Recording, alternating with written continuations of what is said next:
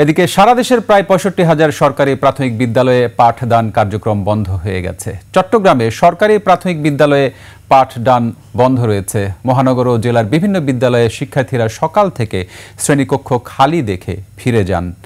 শিক্ষকরা জানান, দাবি পূরণ ও শাহবাগে শিক্ষক হামলার ঘটনার বিচার না হওয়া পর্যন্ত কর্মবিরতি চলবে। রংপুরের সব সরকারি প্রাথমিক বিদ্যালয়ে শিক্ষকদের অনির্দিষ্টকালের ধর্মঘটের কারণে ক্লাস না করেই ফিরে যেতে হয়েছে শিক্ষার্থীদের। শিক্ষার্থী ও তাদের অভিভাবকরা বলছেন, আর কিছুদিন পরে ফাইনাল পরীক্ষা।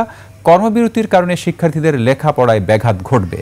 সকাল থেকে গাজীপুরের বিভিন্ন সরকারি প্রাথমিক বিদ্যালয়ে এই কর্মসূচি পালন করতে দেখা গেছে।